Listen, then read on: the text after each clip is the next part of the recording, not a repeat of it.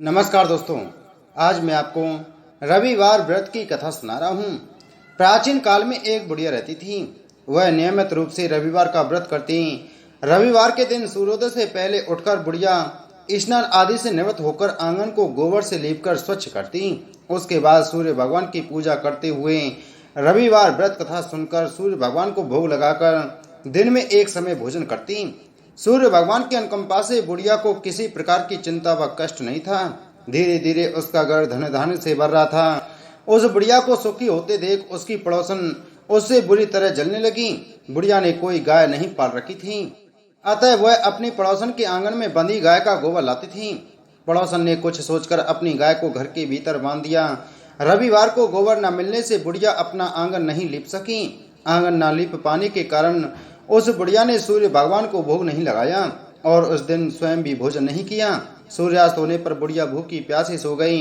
रात्रि में सूर्य भगवान ने उसे स्वप्न में दर्शन दिए और व्रत न करने तथा उन्हें भोग न लगाने का कारण पूछा।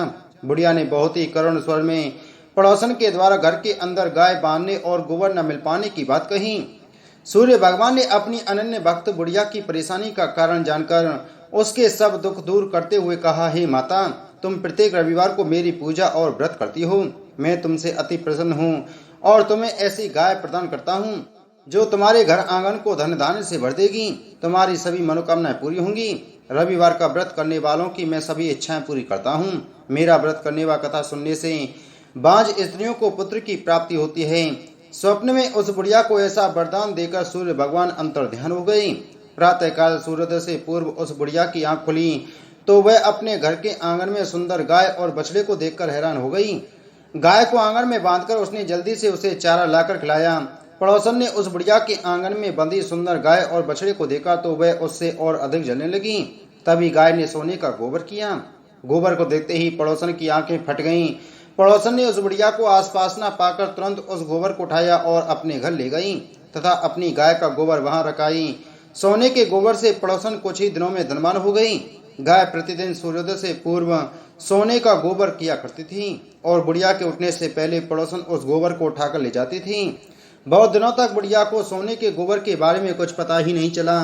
बुढ़िया पहले की ही तरह रविवार को भगवान सूर्यदेव का व्रत करती रही और कथा सुनती रही। लेकिन सूर्य भगवान को जब पड़ोसन की चालाकी का पता चला तो उन्होंने तेज आंधी चलाई। आंधी का प्रकोप देखकर बुढ़िया ने गाय को घर के भीतर बांध दिया। सुबह उठकर बुढ़िया ने सोने का गोबर देखा। उसे बहुत आश्चर्य हुआ। उस दिन के बाद बुढ़िया गाय को घर के भीतर बांधने लगी। सोने के गोबर से बुढ़िया कुछ ही दिनों में बहुत धनी हो गई।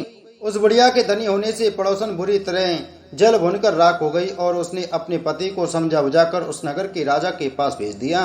राजा को जब बुढ़िया के पास सोने के गोबर देने वाली गाय के बारे में पता चला तो उसने अपने सैनिक भेजकर बुढ़िया की गाय लाने का आदेश दिया। सैनिक उस बुढ़िया के घर पहुंचे। उस समय बुढ़िया सूर्य भगवान को भोग लगाकर स्वयं भोजन ग्रहण करने वाली थी।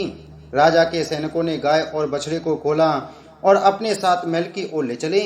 बुढ़िया ने सैनिकों से गाय और उसके बछड़े को ना ले जाने की प्रार्थना की। बहुत रोई चिल्लाई, लेकिन राजा के सैनिक नहीं माने। गाय व बछड़े के चले जाने से बुढ़िया को बहुत दुख हुआ। उस दिन उसने कुछ नहीं खाया और सारी रात सूर्य भगवान से गाय व बछड़े को लौटाने के लिए प्रार्थना करती रही। सुंदर गाय को देखकर राजा बहुत खुश हुआ। सुबह जब राजा ने सोने का गोबर देखा तो उसके आश्चर्य का ठिकाना न रहा। उधर सूर्य भगवान को भूखी प्यासी बुढ़िया को इस तरह प्रार्थना करते देख उस पर बहुत करुणा आई। उसी रात सूर्य भगवान ने राजा को स्वप्न में कहा, राजन, बुढ़िया की गाय व बछड़ा तुरंत लौटा दो, नहीं तो तुम पर विपत्तियों का पहाड़ टूट पड़ेगा, तुम्हारी महल नष्ट हो जाएंगे। सूर्य भगवान के स्वप्न से बुरी तरह भयभीत राजा ने प्रातः उठते ही गाय और बछड़ा बुढ़िया को लौटा दिया। राजा ने बहुत सा धन देकर बुढ़िया से अपनी गलती के लिए क्षमा मांगी। राजा ने पड़ोसन और उसके पति को उनकी इस दुष्टता के लिए दंड दिया। फिर राजा ने पूरे राज्य में घोषणा कराई कि सभी स्त्री पुरुष रविवार का व्रत किया करें। रविवार का व्रत करने से सभी लोगों के घर धन धान्य से भर गए। चारों ओर खुशहाली छा गई। सभी लोगों के शारीरिक कष्ट दूर हो गई। राज्य में सभी स्त्री पुरुष सुखी जीवन यापन करने लगे। बोलो सूर्य भगवान की जय।